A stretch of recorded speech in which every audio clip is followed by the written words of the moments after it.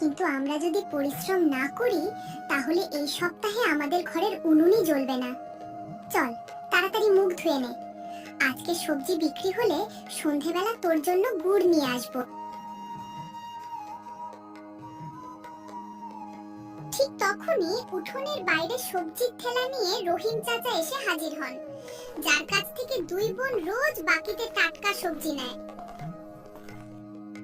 আরে রহিম চাচা এসে গেছেন, আজ কি কি এনেছেন? এসে গেছি মা, ক্ষেতের টাটকা পালং আর ফুলকপি এনেছি, হাতে হাতে বিক্রি হয়ে যাবে। কিন্তু মা, গত সপ্তাহের বাকি টাকাটা কিন্তু এখনো জমে আছে। জানি চাচা, শুধু আজকে সবজিটা দিন, হাটে বিক্রি হলেই আপনার সব হিসেব মিটিয়ে দেব, আমার উপর বিশ্বাস রাখুন। বেলা বেড়ে গেছে, দুই বোন গ্রামের হাটে একটা পুরনো বস্তা পেতে নিজেদের সবজি সাজিয়ে বসে। হাটে তখন খুব ভিড়। নিয়ে নিন টাটকা সবজি, ক্ষেত থেকে এই মাত্র তোলা সবুজ পালং আর লাল লাল টমেটো, একদম তাজা আর সস্তা। ঠিক তখনই ওদের চেনা খদ্দের, শহর থেকে আসা বুদ্ধিমান যুবক ইমরান সেখানে এসে পৌঁছায়। আরে জোয়া, আজ তো তোমার সবজি দেখে মনে হচ্ছে পুরো হাটে সবচেয়ে টাটকা সবজি এখানেই আছে। আসুন ইমরান ভাই, চাচা আজ সকালেই ক্ষেত থেকে তুলে দিয়েছেন, বলুন কি দেব? আমাকে 2 কিলো টমেটো দিয়ে দাও। আচ্ছা জোয়া, এত ছোট বয়সে তোমরা দুই বোন যা খাটুনি খাটো বড় বড় লোকেও পারে না। আর এই ছোট্ট আলিয়াও তোমার সঙ্গে কাঁধে কাঁধ মিলিয়ে কাজ করে। হ্যাঁ ইমরান ভাই, আমি তো দিদির সবচেয়ে বড় সাহায্যকারী। আমি সবজি ওজন করতে দিদির হাতে হাত লাগাই। শাবাশ আলিয়া, এই নাও জোয়া টাকা। আর হ্যাঁ, কখনো কোনো দরকার হলে আমাকে বলতে সংকোচ করো না।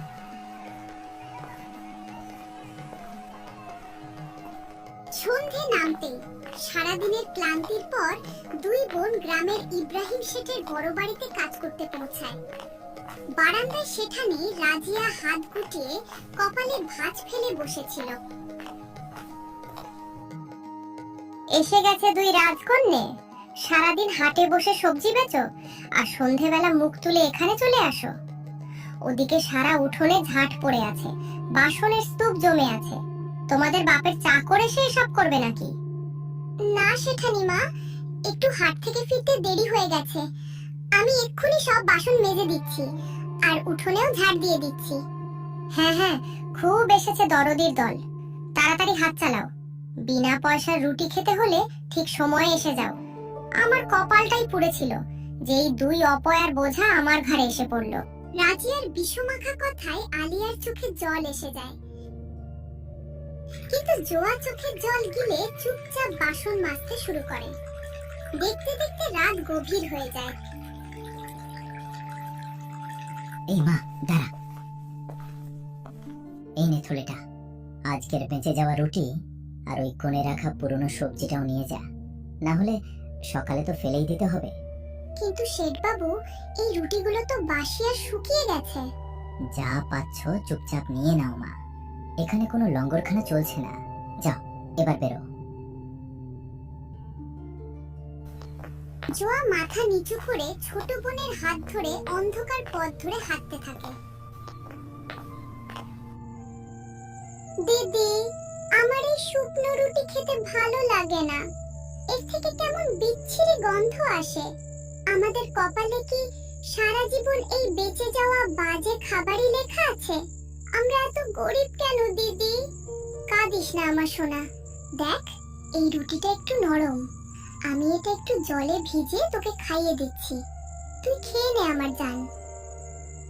আম্মি আব্বু আমাদের ছেড়ে চলে গেল কেন দিদি? ওরা থাকলে আমাদের কখনো শেঠানির বকুনি শুনতে হতো না, আমার খুব ভয় করে। আমি তো আছি তোর সঙ্গে, যতদিন তোর এই দিদি বেঁচে আছে তোর ভয় পাওয়ার কোনো দরকার নেই। দেখ এখন অন্ধকার আছে না, কিন্তু অন্ধকার কখনো চিরকাল থাকে না। যেমন একটা বীজকে আগে মাটির অন্ধকারে চাপা পড়তে হয়, পচতে হয়, তবেই সে ফুঁড়ে বেরিয়ে সবুজ গাছ হয়ে ওঠে। আমাদের খারাপ সময়টাও আমাদের ঠিক সেভাবেই পোড়াচ্ছে আলিয়া, আমাদের ভালো দিন নিশ্চয়ই আসবে। জোয়া নিজের ভাগের নরম রুটিটাও বোনকে খাইয়ে দেয়, আর আলিয়া খেতে খেতে তারই কোলে ঘুমিয়ে পড়ে।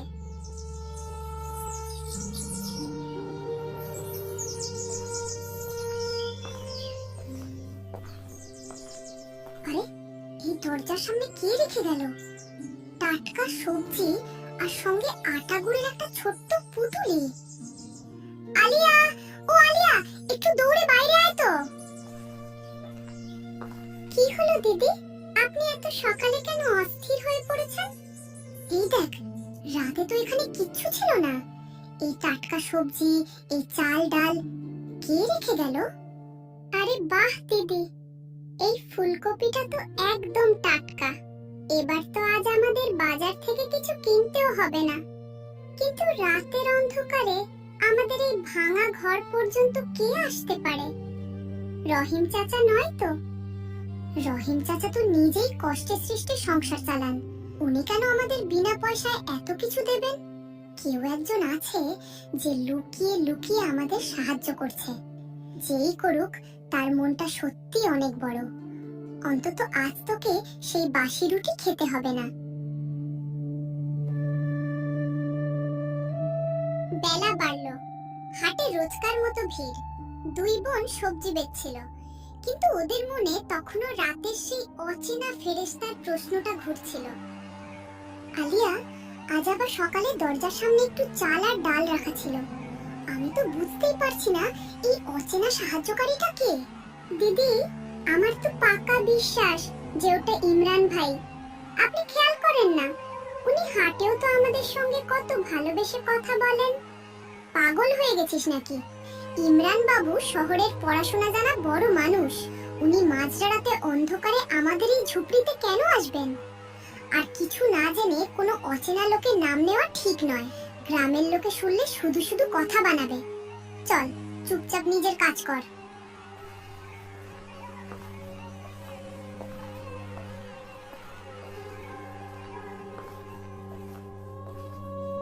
দুপুরবেলা ইব্রাহিম শেঠ হাট থেকে ফিরছিলেন। ঠিক তখনই গ্রামের বুদ্ধিমান বয়স্ক মানুষ রাশিদ দাদা তাকে রাস্তার মাঝেই থামিয়ে দেন। ইব্রাহিম, একটু দাঁড়াও, একটা জরুরি কথা ছিল। আরে রাশিদ দাদা, বলুন, সব ভালো তো? ইব্রাহিম, কিছু মনে করো না, কিন্তু পুরনো বন্ধু হিসেবে বলছি। গোটা গ্রাম দেখে আর নানা কথা বলে তোমার পরম বন্ধু ইকবালের মেয়েরা যে মরার আগ পর্যন্ত তোমাকে বিশ্বাস করেছিল, আজ হাটে সবজি বেচতে বাধ্য হচ্ছে, আর তোমারই বাড়িতে চাকরানির মতো বাসন মাজছে। তোমার তো নিজের কোনো সন্তান নেই ইব্রাহিম, তাহলে কেন নিজের বন্ধুর এই আমানতকে বুকে টেনে নাও না? ওদের মেয়ের মতো ভালোবাসা দাও, ইকবালের আত্মা শান্তি পাবে, আর গ্রামে তোমার সম্মানও বাড়বে। রাশিদ দাদা, মুখ সামলে কথা বলুন। আমি কি এখানে এতিমখানা খুলে রেখেছি? ওদের বাপের যা কিছু ছিল সব তো ওর চিকিৎসাতেই শেষ হয়ে গেছে। এখন কি আমি অন্যের ছেলে মেয়ের বোঝা নিজের ঘাড়ে তুলে নেব? আমার বাড়ির বেঁচে যাওয়া খাবার খেয়ে ওদের পেট ভরছে, এটাই ওদের জন্য অনেক। যেমন তোমার ইচ্ছে ইব্রাহিম, আমি তো শুধু মানবতার খাতিরে বোঝালাম, বাকি সময় সবার হিসেব নিজের কাছে রাখে। ইব্রাহিম দ্রুত পায়ে এগিয়ে যান, কিন্তু তার চোখে এক অদ্ভুত ভেজা ভাব ছিল, যেটা তিনি তাড়াতাড়ি মুছে ফেলেন। সেই সন্ধেবেলা ঘরের ভেতরে আলিয়া আজ খুব মনমরা আর ভয়ে জড়সড় হয়ে বসেছিল। কি হলো আমার সোনা, আজ খাচ্ছিস না কেন? দেখ, আজ তো আমি তোর পছন্দের পায়েস বানিয়েছি। দিদি, আপনিও কি একদিন আমাকে ছেড়ে চলে যাবেন? আরে, এ কি পাগলের মতো কথা! আমি তোকে ছেড়ে আর কোথায় যাব? তুই ছাড়া এই দুনিয়ায় আমার আছেই বা কে? আজ হাটে এক কাকি বলছিল যে দিদি এখন বড় হয়ে গেছে, তাড়াতাড়ি বিয়ে হয়ে যাবে আর শ্বশুর বাড়ি চলে যাবে। দিদি, আপনি যদি সত্যিই চলে যান তাহলে আমার কি হবে? সেখানে তো আমাকে বাঁচতেই দেবে না। আমি আপনাকে ছাড়া এই ঘরে একা কি করে থাকবো? আরে আমার পাগলি, তুই তো আমার নিঃশ্বাস। আকাশ ভেঙে পড়ুক বা মাটি ফেটে যাক, তোর এই দিদি তোকে কখনো একা ফেলবে না। আমার বিয়ে যেখানেই হোক, আমার আলিয়াও আমার সঙ্গেই থাকবে। এবারে সব ভাবা বন্ধ করো আর চুপচাপ পায়েসটা খেয়ে নে।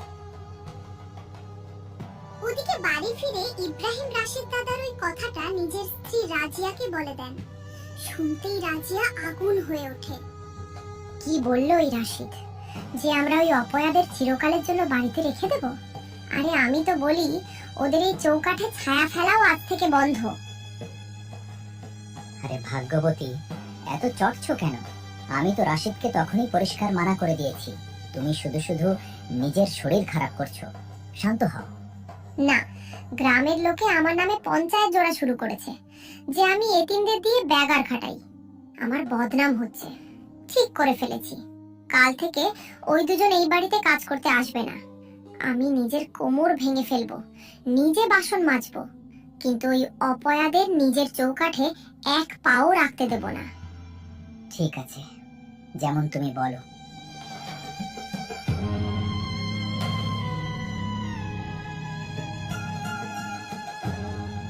পরের দিন সন্ধ্যেবেলা জোয়ার আলিয়া রোজকার মতো কাজের জন্য বাড়িতে পৌঁছায়, কিন্তু আজ রাজিয়া চৌকাঠে হাত গুটিয়ে চোখে আগুন নিয়ে দাঁড়িয়েছিল। থাম, ওখানেই দাঁড়া হতভাগী, এই চৌকাঠে আর এক পাও এগোবি না। কি হলো সেখানে মা, আমাদের কি কোনো ভুল হয়ে গেছে? কালকের বাসন তো আমি চকচকে করে দিয়েছিলাম। ভুল? তোমাদের দুজনের এখানে আসাটাই সবচেয়ে বড় ভুল। গোটা গ্রামে আমার নামে পঞ্চায়েত জুড়ছে। যা, ফিরে যা, থেকে আমার বাড়ির কোনো কাজ তোমরা করবে না। সেখানে মা, কাজ থেকে তাড়িয়ে দেবেন না। রাতে যে বেঁচে যাওয়া রুটিটা নিয়ে যাই, সেটা ছাড়া আমরা খাবো কি? আমরা যে না খেয়ে মরে যাব। তাহলে গিয়ে কোথাও মর। আমার কপালে কি তোমাদের বাপ ঋণ লিখে রেখে গেছে? এবার এই চৌকাঠে নিজের অপয়া মুখ আর দেখাবি না। বেরো এখান থেকে। এই বলে রাজিয়া জোরে দরজা বন্ধ করে দেয়। জোয়া নিজের ভয় পাওয়া বোনের হাত ধরে খালি হাতে ভারী মনে ফিরে যায়। আজ ঘরে উনুন জ্বলেনি। দুই বোন অন্ধকারে ক্ষুধার্তে বসেছিল। দিদি, খুব জোরে খিদে পেয়েছে, পেটে ব্যথা করছে। আজ তো সেই শুকনো রুটিও নেই। এবার আমাদের কি হবে? আমরা কি না খেয়ে থাকবো? হিম্মত হারাস না আমার সোনা। এই দুনিয়ায় ভালো মানুষই এখনো বেঁচে আছে।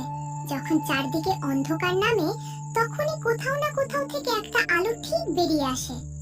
তোর মনে আছে না সেই অচেনা সাহায্যকারীর কথা, যে রোজ আমাদের দরজায় খাবার রেখে যায়? কিন্তু দিদি, সে তো সকালে আসে না। ততক্ষণে এই লম্বা রাতটা কাটবে কি করে?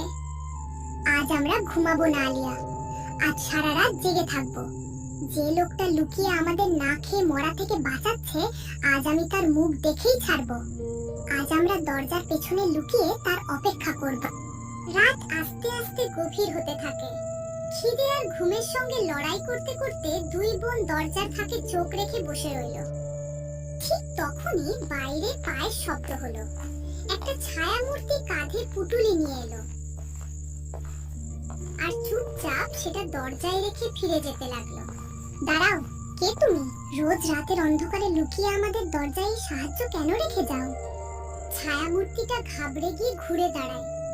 চাঁদের হালকা আলোয় তার মুখ দেখে দুই বোন একদম থ হয়ে যায়।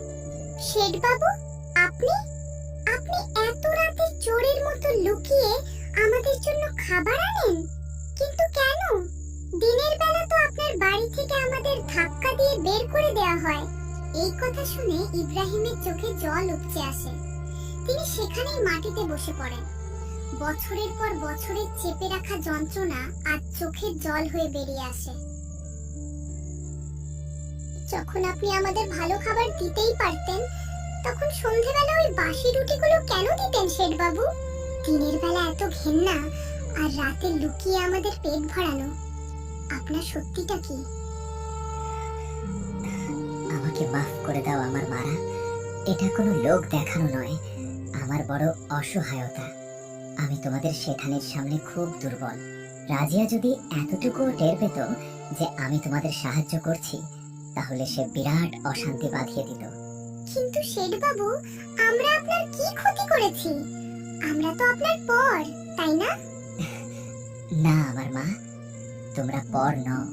তোমাদের আব্বু ইকবাল ছিল আমার পরম বন্ধু। মরার সময় সে আমার হাত ধরে কসম দিয়েছিল যে আমি তোমাদের দুজনের খেয়াল রাখবো, কিন্তু আমি ভীতু বেরোলাম, নিজের স্ত্রীর সামনে হেরে গেলাম। সন্ধেবেলা যখন বাধ্য হয়ে ওই শুকনো রুটি তোমাদের হাতে দিতাম, তখন মনে হতো যেন আমার প্রাণ বেরিয়ে যাচ্ছে। তাই রাতের অন্ধকারে নিজের ঘর থেকেই চুরি করে তোমাদের খাবার দিয়ে যেতাম, যাতে আমার বন্ধুর মেয়েরা কখনো না খেয়ে না ঘুমায়। আমাকে মাফ করে দাও। ইব্রাহিমের কথা শুনে দুই বোনের মন গলে যায়, কিন্তু ঠিক তখনই পেছন থেকে রাজিয়ার কড়া গলা গর্জে ওঠে। বাহ, তাহলে এই খেলা চলছিল আমার আড়ালে? আমার সন্দেহ তো হয়েছিলই যে ঘরে চাল ডালে ভাগ কে বসাচ্ছে। রাজিয়া, তুমি এখানে? আমার কথাটা তো শোনো। কি শুনবো? নিজের কামানো টাকা চুরি করে এই ভিখিরিগুলোকে খাওয়াচ্ছ? নিজের ঘর জ্বালাতে লজ্জা করলো না? শুনে রাখো, আজ শেষবারের মতো। এরপর যদি তুমি এই মেয়েগুলোর দিকে ফিরেও তাকাও, তাহলে আমি চিরকালের জন্য এই ঘর ছেড়ে বাপের বাড়ি চলে যাব। আজ থেকে এদের সঙ্গে আমাদের কোনো সম্পর্ক নেই। এই বলে রাজিয়া রাগে ইব্রাহিমের হাত টেনে তাকে নিয়ে যায়। অসহায় ইব্রাহিম মাথা নিচু করে চুপচাপ তার সঙ্গে চলে যান, আর দুই বোন সেই অন্ধকার রাতে আবার একা একা কেঁদে ফেলে।